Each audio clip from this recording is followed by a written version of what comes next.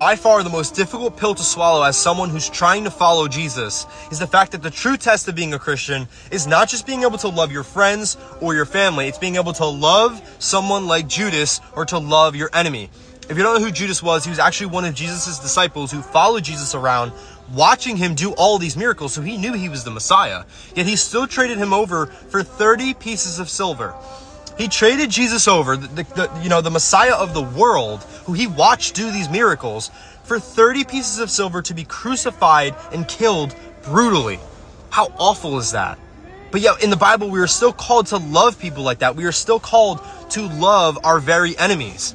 In the book of Luke, chapter 6, verse 32, it says, "But do not just love those who love you, for even sinners do that. What good is that? What good does that do to you? What credit does that do to you? But instead love your enemies and do good to them, expecting nothing in return."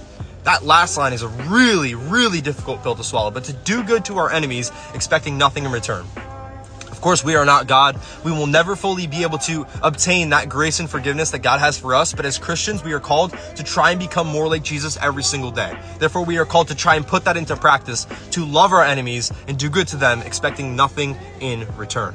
Hope you guys have a great rest of your night. Jesus loves you so much. Take care.